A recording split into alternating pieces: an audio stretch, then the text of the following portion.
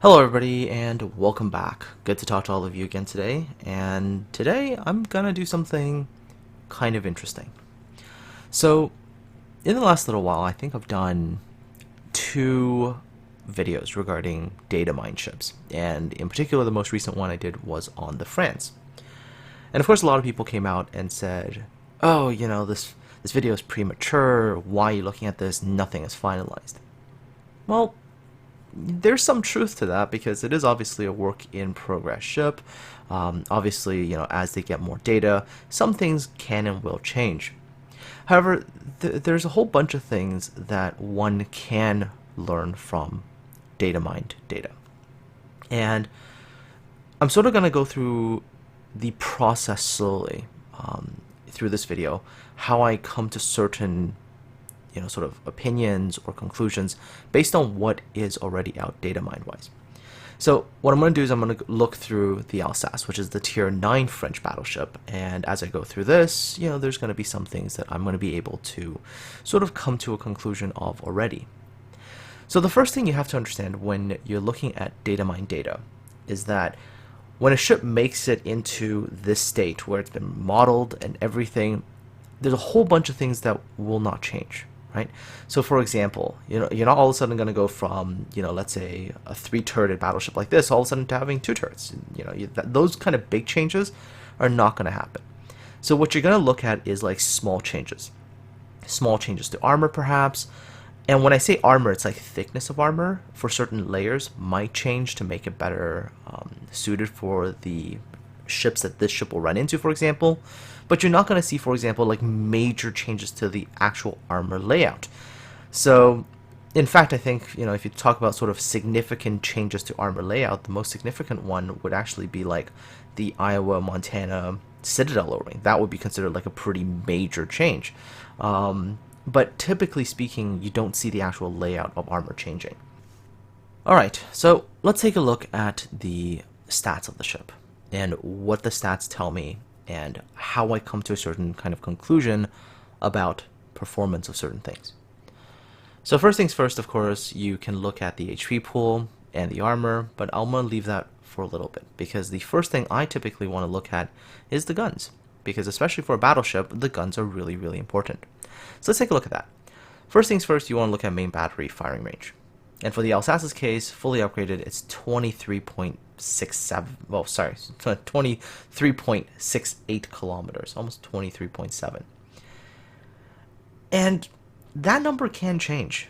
They could add a little bit more, they could make it a little bit less, but honestly, once you start to get into the 20 plus kilometer range for main batteries, it just doesn't really matter all that much anymore. So for the Alsace, 23.68 is plenty of range for the main battery guns. But what you got to look at primarily is the guns themselves. What kind of performance are you going to get with the guns? And the first thing you really want to look at is what kind of dispersion circle are you going to be looking at with the Alsace. And you want to look at that dispersion circle first before you even look at something like the sigma values, because the dispersion circle is going to tell you what kind of feel you're going to get with the guns. And if you take a look at the Alsace and you look at the arm-piercing projectiles, you'll notice that it's going to have 830 meter per second velocity. The shell mass is 885 kilograms. So what does this tell you? This is a reasonably good weighted shell for 380 millimeters, but you're combining it with 830 meters per second velocity. It's a very, very fast shell. And what this means is that for the Alsace's dispersion ellipse, it's going to be a little bit more like an oval, let's say, right? Because the horizontal dispersion, typically, when you're looking at most lines, is they're linear. So if you look at the Dunkirk, its horizontal dispersion should be linear to what the Alsace is, depending on whatever the range is. So if you've played the Dunkirk, you kind of know how she is horizontally, but most people who've played the Dunkirk get most frustrated with one thing in particular. The Dunkirk's constant undershooting, overshooting, undershooting, overshooting, because that dispersion ellipse for the Dunkirk is very much an oval. And the Alsace is going to have that same kind of oval thing, because it's going to have these shells that go very, very fast, right? And you'll notice that sort of you have the same problem with the German battleships. You'll notice the same problem with the Italian battleships, because they're always going to have these very high velocity guns. So the Alsace is going to have that sort of longer oval dispersion pattern. However, she also does have 2.0 sigma. And that 2.0 sigma is going to help, because what sigma means is the percentage chance of your shells to go to that extreme edge, the outer edge of that dispersion ellipse. And 2.0 sigma means it's only like 4.5% chance. So at 2.0 sigma, more of your shells are going to kind of go into the middle of that dispersion circle. So you're still going to have that occasional overshoot, undershoot. However, 2.0 sigma is quite a bit more forgiving compared to, let's say, the Dunkirk, which only had 1.7 sigma, right? And 1.7 sigma is almost 9% chance of the shells going to that extreme edge. So, you know, for the Alsace, it's definitely going to be better than Dunkirk.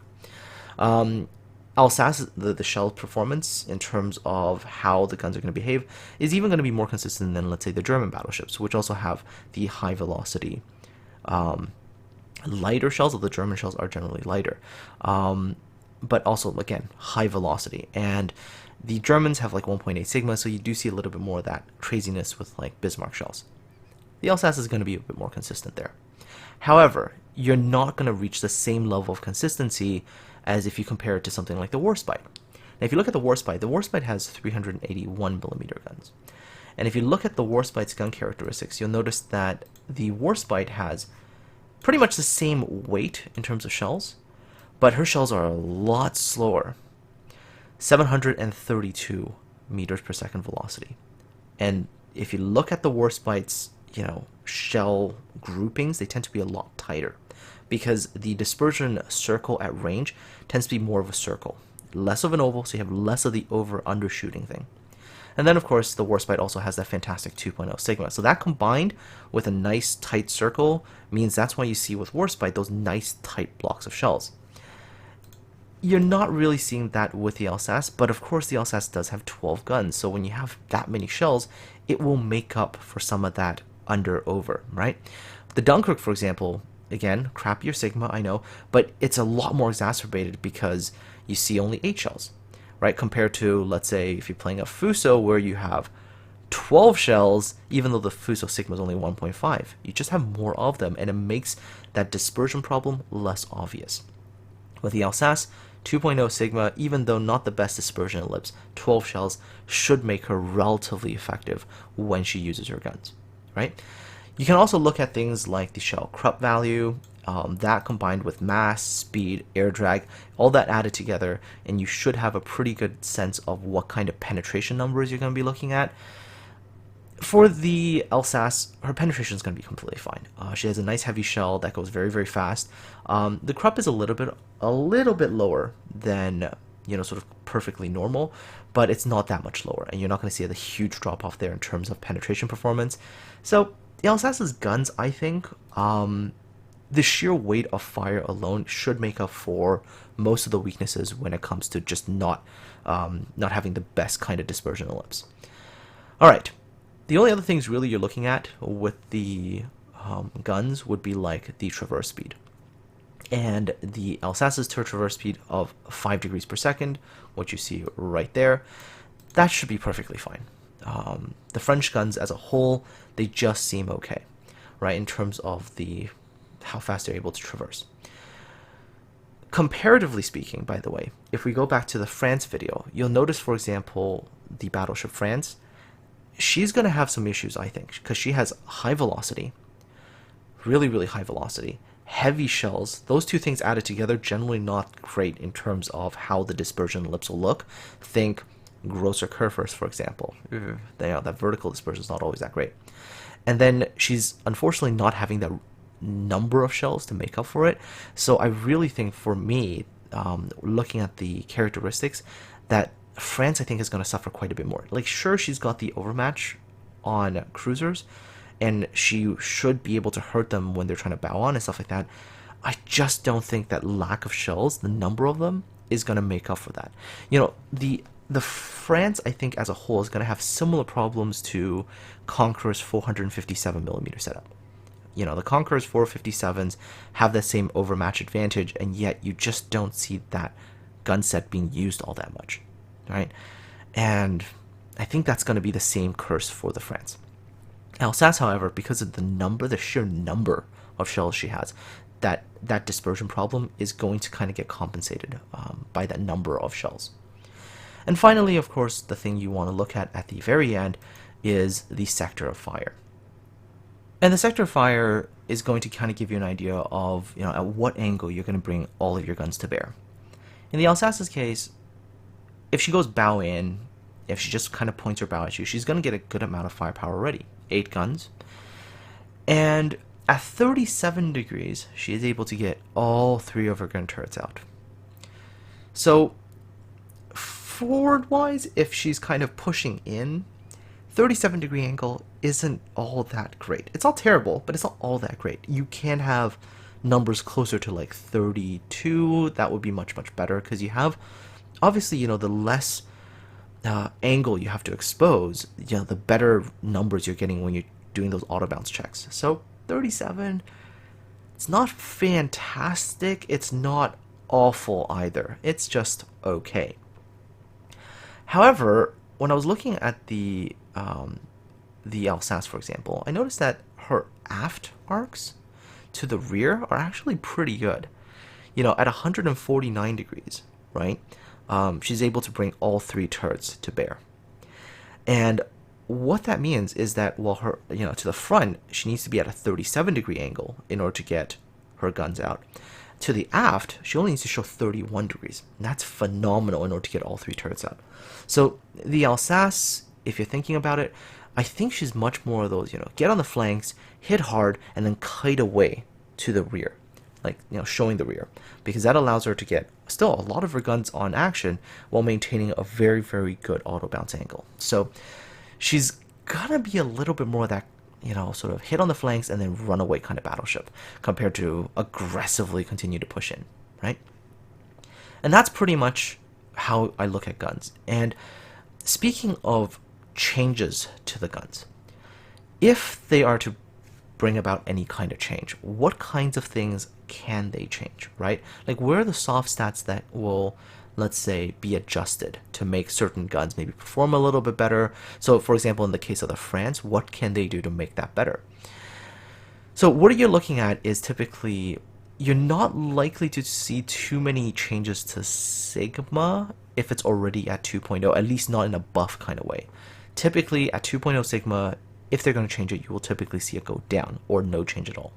Because if I remember correctly, they've said a long time ago that they're never going to make a ship with the same kind of Sigma as the Yamato at 2.1. So 2.0 is pretty much the best you'll see, and the only direction you will see is the other way. In terms of ballistic performance, shell speed, projectile mass, that stuff is never going to change, because all that stuff is put into the ballistic calculations in warships, and they try to keep these numbers as set in stone as humanly possible, which means I don't think in all this time I've ever really seen this number, like for example, the projectile speed number, change, except on the occasions when they're shown to be historically wrong. Then they will make that change. Otherwise, these numbers are as good as set in stone. Projectile Krupp, that's a number that they can change. I've always thought of Krupp value as being sort of like their magic number that they can alter to make the shells have better or worse penetration, because they can't tweak any of the other stuff. So projectile Krupp is like that magic value that they can tweak. And on occasion, I think they have tweaked this value. Aside from that, the only other things that you will ever see them really tweak when it comes to the shells and stuff like that is, at what range the auto bounce will start. So for example, if you think like US cruiser armor piercing, the heavy cruiser armor piercing, they have better auto bounce angles, and that is like something that could happen, although I don't really see them doing that with battleship armor piercing, just because I don't think they want to make it so super effective against cruisers. And as you can tell, typically when it comes to guns, there's just not all that many variables that they can fiddle around with. And that's why when I saw the France, for example, I was like, the guns just, yeah, they just don't look all that hot. Just don't have enough of them, and right? That was sort of my reaction to the France, and that's kind of the reason why I was interested, thinking, why don't they just go with a super Alsace? Just give 16 380mm guns, make it like an ultimate flanking, hard-hitting from the flanks kind of battleship, although bow on kind of useless.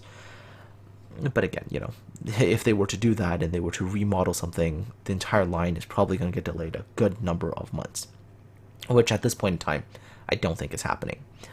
But the Alsace, I think, she will have a pretty nice role, kind of unique to herself. Alright, so once you're done looking at the guns, then you start to look at other things. You look at secondary armament. And the French, like I mentioned with the France, they, at least the tier 9 and 10, they seem to have really gone for the secondary armament thing. There's just a lot of them.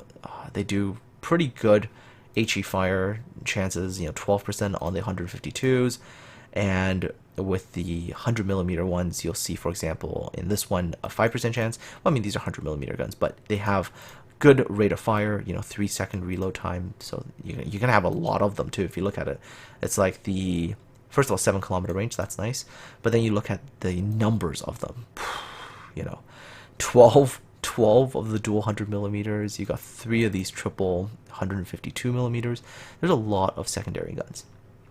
And with the Alsace, with that nice sort of primary armament, and if she's coming in from a flank, those secondary guns can actually come into some effect. So yeah, she's going to be an interesting battleship. I think she'll be very, very interesting, sort of flanking, hit you on the side, and then just shower you with shells kind of thing.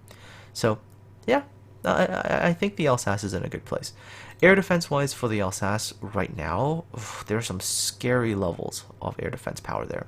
The 152mm, they're not that strong, but the 100 mils with the number that she has, 178 on the long range, you combine that with manual fire control, geez, there's going to be some scary long range DPS coming out from this ship.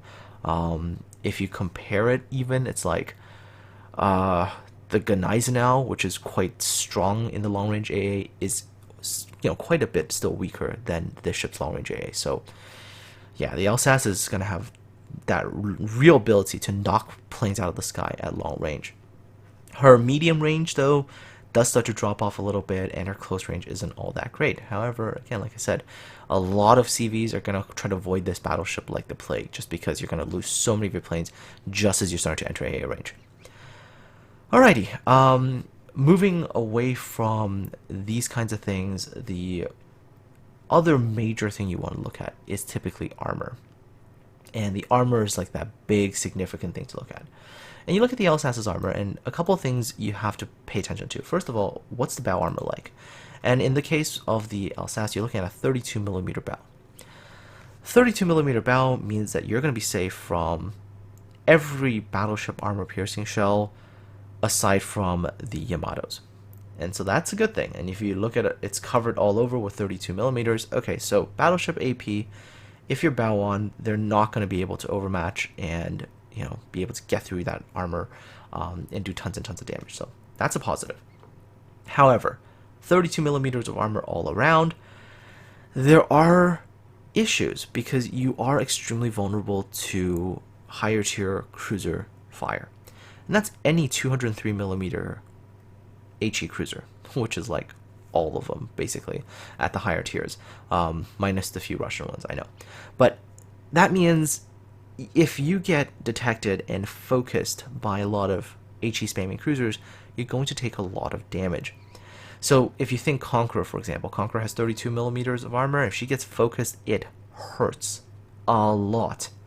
But the Conqueror, like I mentioned last time when I was talking about the France, has magic heal. She just has the onboard Royal Navy dockyard workers that can repair the ship instantaneously. Hell, they can just rebuild the ship while they're there.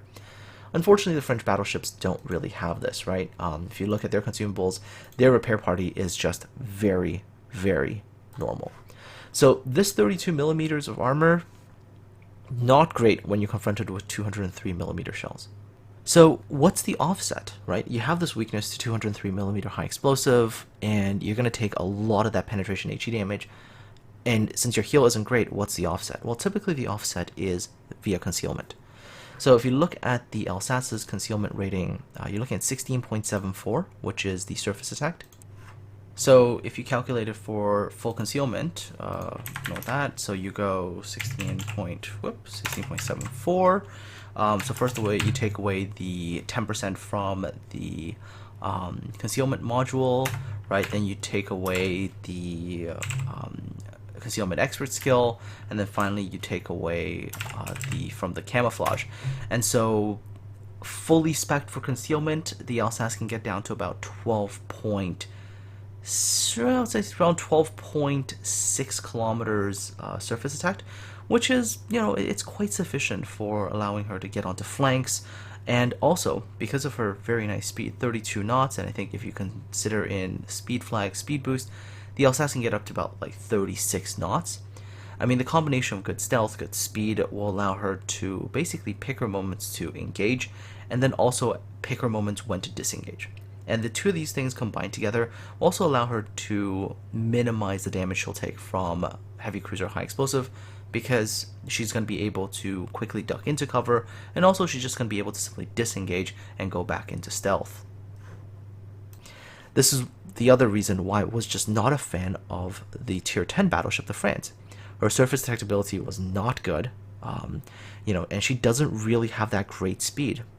I think her top speed is like 34 knots compared to 36 for the Alsace. So that's the first thing you want to typically look at is, what is the vulnerability to HE? What is the vulnerability to battleship shells? And 32mm, there is that obvious weakness. The next thing you want to look at after that is, for example, like what the turret face armor looks like. How easy is it for someone to knock out your turrets? For the Alsace, you're looking at 430mm faceplate armor, and the angle is about 16 degrees. It's not all that amazing. In close range brawls, if you unfortunately get into that kind of position, if somebody aims for your turrets, yeah, they are going to be able to get through and probably disable some of your guns. So not the world's best armor there, but not the worst either, right? So it's a bit of a mixed bag, I would say. Alright, and the next thing you look at after the face armor is you look at barbette armor. So for the Alsace, the barbettes are 405mm.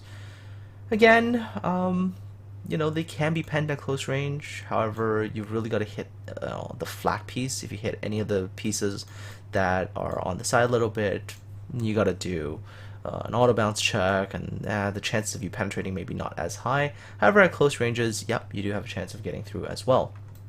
Alright, so once you've done looking at this, the next thing you really want to look at is how's the vertical protection in terms of belt armor, in terms of citadel protection, how is that?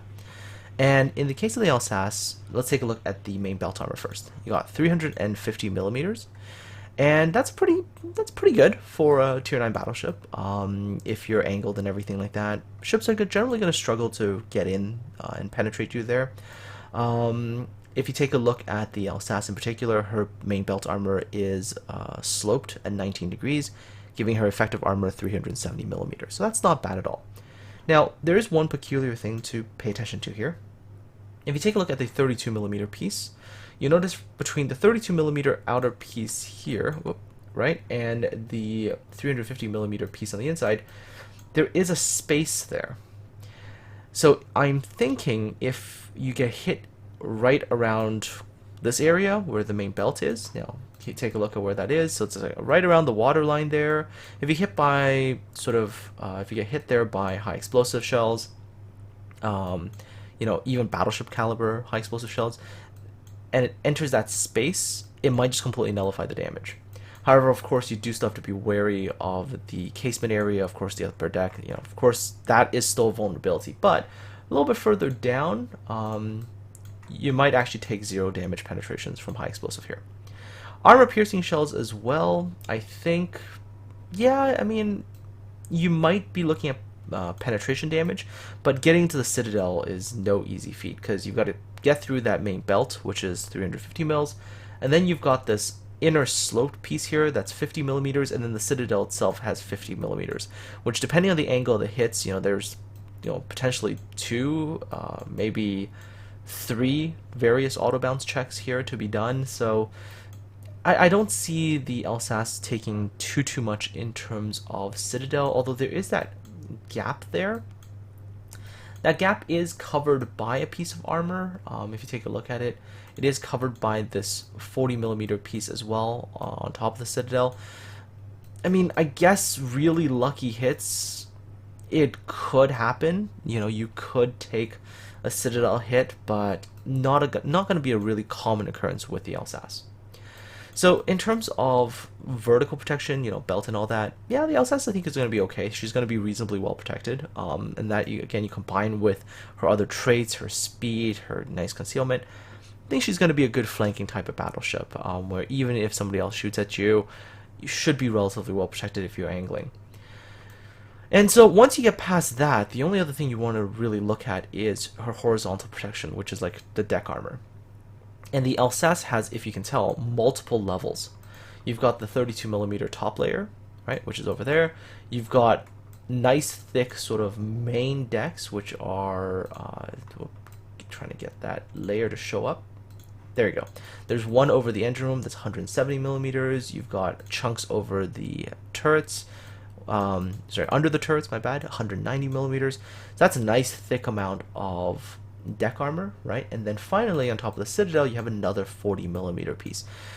Against armor piercing dive bombers, you're not really going to face that danger of taking Citadel hits. If you compare it to the German battleships, for example, they're far more vulnerable because the German battleships only have two layers, a main layer on top and then one main thick layer, and that's why you see the German battleships take so much damage from armor piercing bombs. The French battleships, protection wise, for the tier 9, definitely looks pretty good. Horizontal and vertical protection both look pretty solid, so she should be a pretty well protected battleship. So all in all, final opinions about the Alsace. I think she's a well protected battleship. She's going to be good at her role, which is being the flanking, pop up on your flanks, hit you really hard. She's able to kite very effectively. Her major weaknesses when it comes to maybe problems with dispersion is countered by the fact that she has a lot of shells. Her weakness when it comes to dealing with 203mm HE, is somewhat overcome by the fact that she's very fast and she has very good concealment. So, and in terms of her other things, her secondary guns are very good as well. Her AA defense is just, the long range is scary numbers there. So I think as a battleship, the Alsace, personally, is probably going to be sort of that pinnacle of that French battleship line, and probably ideally suited to the role that the French battleships want to play, to be that flanking type of battleship. So all in all, yeah, I think this is a very good ship, and I'm looking forward to seeing her in game. Anyways, folks, let me know what you think in the comment section below. Are you excited? Do you have any questions about the ship? If you do, leave those in the comment section below as well, and I'll try my best to answer them. Aside from all that, folks, take care, have yourselves a very good one, and I'll talk to all of you again next time.